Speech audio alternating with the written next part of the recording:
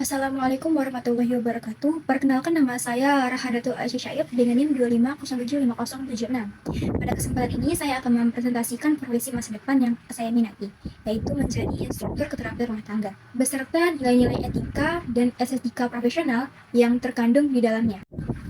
Instruktur keterampilan rumah tangga adalah profesi yang fokus mengajarkan berbagai keterampilan praktis untuk kehidupan sehari-hari. Ada 3 bidang utama yang saya tekuni. Yang pertama itu menjahit, yang kedua memasak, dan yang ketiga saya akan membagikan teknik keterampilan kerajinan tangan seperti membuat aksesoris, dekorasi di rumah, atau handmade lainnya. Berikutnya alasan mengapa saya mengambil profesi ini. Satu alasan spesial yaitu karena motivasi dari Ibu Ami sendiri. Sewaktu pertama kali kita pertemuan, Ibu memotivasi saya untuk memiliki sesuatu yang ingin saya capai di 10 tahun ke depan. Sewaktu Ibu bertanya pertama kali itu, sejujurnya saya tidak tahu apa yang ingin saya capai di masa depan. Namun berkat motivasi dari Ibu, saya memikirkannya lagi dan memutuskan untuk menjadi seorang instruktur keterampilan rumah tangga di masa yang akan datang. Terima kasih, Bu. Berikutnya ada etika profesi yang harus dimiliki sebagai seorang instruktur keterampilan rumah tangga. Sebagai instruktur, ada 4 pilar etika profesi yang harus saya pegang teguh. Yang pertama itu kesabaran dan empati. Artinya kemampuan memahami dan merasakan apa yang dirasakan oleh orang lain. Yang kedua itu kejujuran. Saya harus transparan tentang materi yang akan diajarkan, biaya pelatihan, dan hasil yang realistis. Tidak boleh memberikan janji-janji yang tidak dapat ditepati.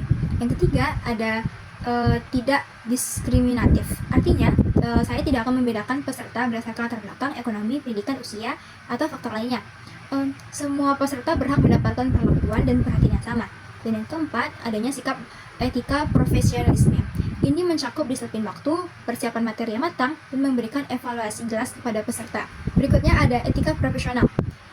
Etika profesional adalah bagaimana cara kita menampilkan diri secara profesional dan menarik. Ada 3 aspek penting yang harus dimiliki supaya estetika profesional kita dikategorikan baik.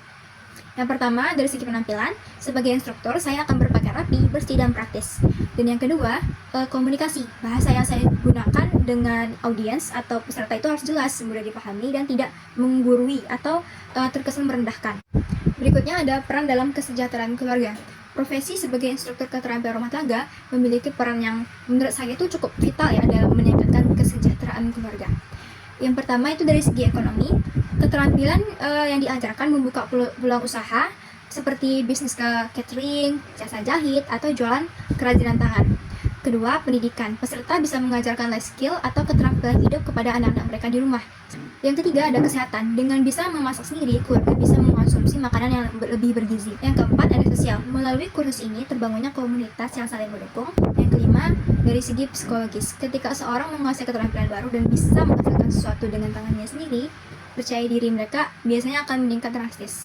Berikutnya ada kasus pelanggaran etika terhadap profesi sebagai seorang instruktur. Untuk memberikan gambar nyata tentang pentingnya etika profesional, saya menemukan kasus dari Warta Kota tanggal 5 November 2023. Kasusnya adalah tentang penipuan janji kerja oleh lembaga kursus sebanyak 1.160 orang. Tertipu oleh modus kursus online dengan janji langsung dapat kerja, yang ternyata hanya penipuan. Total kerugian itu mencapai 22 miliar. Kasus ini melanggar hal penting dalam etika profesional. Yang pertama itu melanggar prinsip integritas dan kejujuran karena memberi janji palsu dan menyesatkan calon peserta didik. Oke, poin berikutnya ada refleksi diri. Dalam merefleksi diri saya menyadari ada beberapa kompetensi atau kemampuan khusus yang harus dimiliki oleh saya sebelum saya menjadi seorang instruktur keterampilan rumah tangga. Dari segi soft skill, saya itu harus memiliki kemampuan komunikasi yang efektif. Yang kedua, empati. Yang ketiga ada kesabaran tinggi. Dan yang berikutnya ada kreatif. Berikutnya ada dari segi hard skill. Tentunya sebagai seorang instruktur keterampilan rumah tangga itu saya harus memiliki 3 keterampilan. Yang pertama itu menjahit, memasak, dan membuat kerajinan tangan. Adapun nilai-nilai yang harus saya pegang itu adalah integritas, empati, responsabilitas, dan kepekaan estetika. Berikutnya adapun kontribusi sebagai agent of change dimulai dari 4 tingkatan. Yang pertama individual, yaitu mengubah mindset atau pola pikir dari yang tadinya konsumtif, yaitu hanya membeli dan menghabiskan uang untuk sebuah produk, menjadi produktif, itu bisa menghasilkan dan menciptakan barang yang bisa bermanfaat. Yang kedua, tingkat keluarga. yaitu dengan menciptakan bonding atau ikatan melalui kegiatan bersama, misalnya masak bersama atau membuat kerajinan bersama, sekaligus meningkatkan pendapatan keluarga dari keterampilan yang dikuasai. Berikutnya ada tingkat komunitas, yaitu membangun komunitas wirausaha rumahan dan menciptakan lapangan kerja mikro. Berikutnya ada tingkatan sosial, yaitu biasanya itu jauh lebih luas, yaitu mengurangi kemiskinan, memperdayakan perempuan, dan melestarikan budaya melalui makanan tradisional yang akan saya ajarkan nantinya. Tantangan masa kini dan masa depan dalam profesi ini. Tentunya ada tantangan yang harus saya hadapi. Pertama, digitalisasi, persaingan kursus online yang semakin banyak. Strategi yang akan saya buat untuk mengatasi permasalahan ini adalah dengan mengadakan kelas online dan kelas offline secara bersamaan, atau bisa dibilang itu hybrid learning.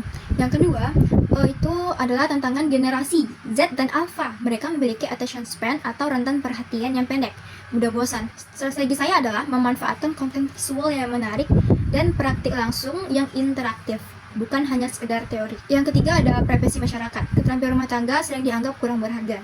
Jadi strategi saya adalah melakukan rebranding atau pembaharuan citra, menunjukkan bahwa keterampilan ini strategis, bernilai ekonomi tinggi, dan bisa menjadi sumber penghasilan yang stabil. Berikutnya ada harapan, komitmen, dan nilai pribadi. Sebagai penutup, saya ingin menyampaikan harapan, komitmen saya, dan nilai pribadi. Harapan saya adalah menjadi instruktur yang tidak hanya mengajar, tetapi menginspirasi dan memperdayakan. Komitmen saya untuk terus belajar dan mengupdate keterampilan agar tidak ketinggalan zaman. Terus melayani dengan tulus dan profesional, bukan hanya mencari keuntungan. Adapun nilai pribadi yang saya pegang, kesuksesan sejati adalah ketika ilmu yang kita berikan mengubah hidup orang lain menjadi lebih baik. Demikian presentasi saya. Terima kasih atas perhatiannya Ibu. Wassalamualaikum warahmatullahi wabarakatuh.